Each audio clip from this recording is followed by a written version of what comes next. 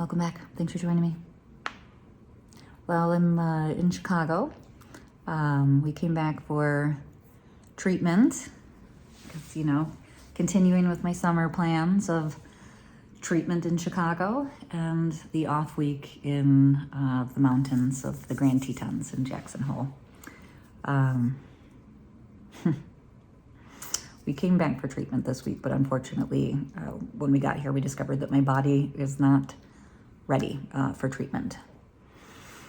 It was scary. As you know, the last treatment, I wasn't able to fulfill the whole thing because I got super sick and ended up hospitalized.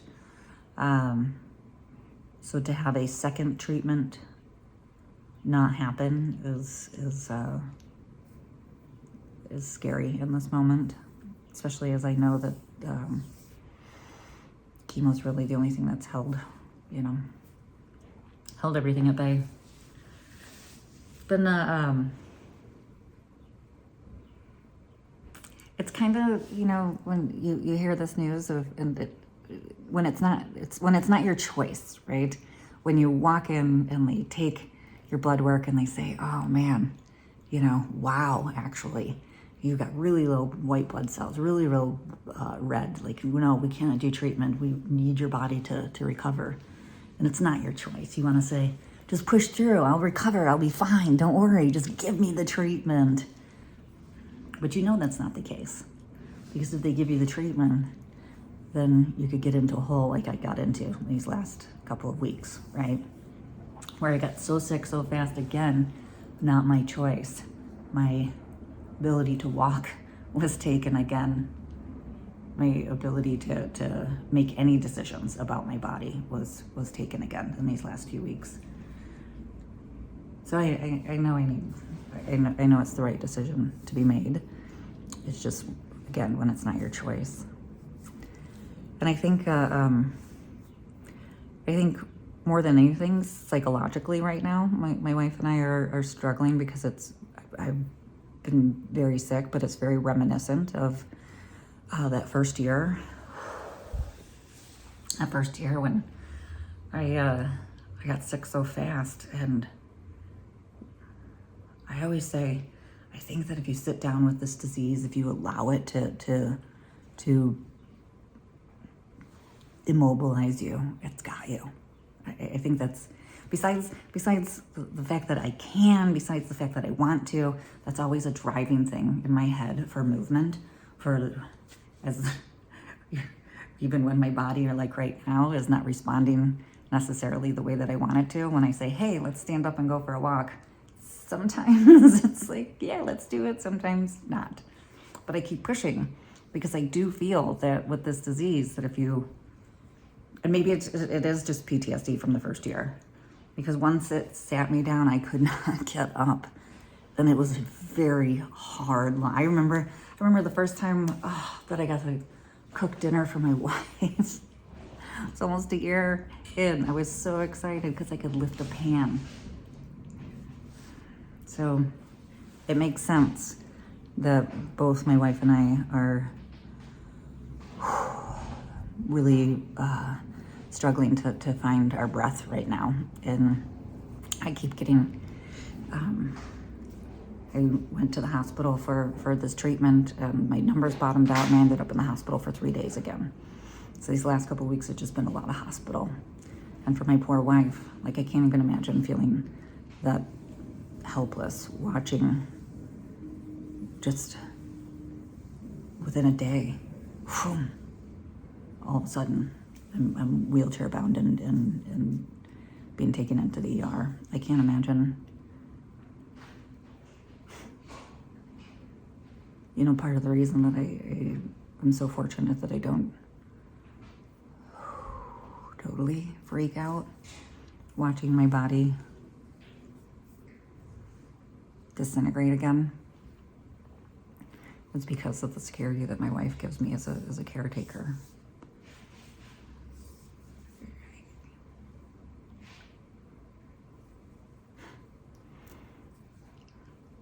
I can't imagine the incredible desire to make sure that not only am I well taken care of physically, but to allow the space mentally, you know, with these last treatments, especially like the radiation to the brain, and then just being so sick these last couple of weeks, you know. My life has been having to be everything, right? Like, I just can't imagine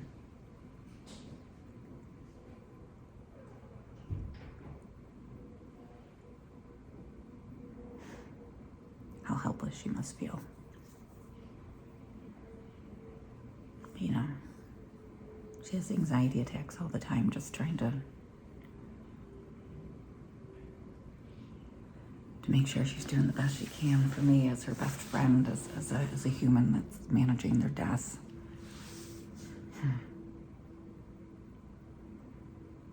The one nice thing I will say about being in Chicago, we both felt, is that we're in the comfort of our home.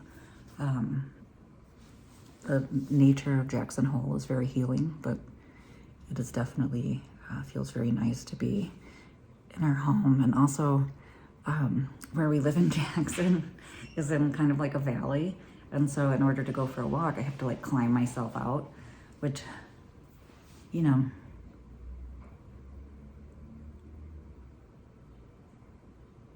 it prevents me from standing up sometimes because it's just exhausting thinking about it.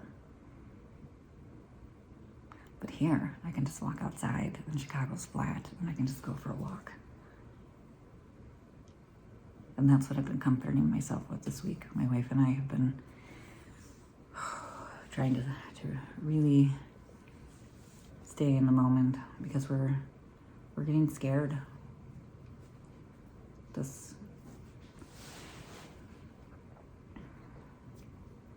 Like she said, this entire time, everything that's been placed in front of me, I just said, let's go. And we pushed through it. But this last chemo attempt, like if that was my only answer, then we were having the conversation that it was time to be done with treatment because it made me so sick.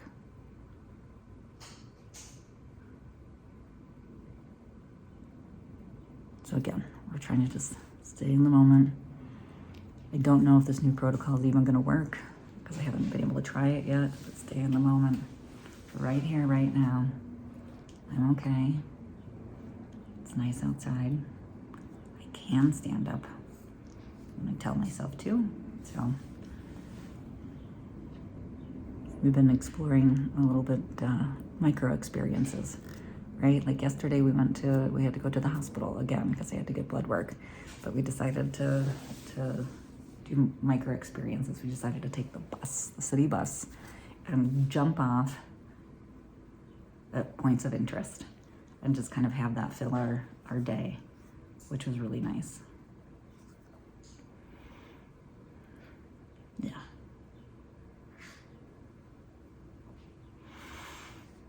Well, the nice thing about not having treatment is that I get to continue to eat to put on the weight that I've lost in these last couple of weeks. I've got friends coming to visit in Jackson Hole because we're going to be flying back tomorrow. And since I didn't have treatment, I have tons of energy, which means I get to totally participate with my friends and continue to make more awesome memories. All right, well, I'm going to go wander around in the park and look at pretty flowers. Because again, for right here, right now, I'm okay. And I can. Because I can say, stand up and let's go for a walk, and my body's responding. All right, I'll talk to you soon. Bye.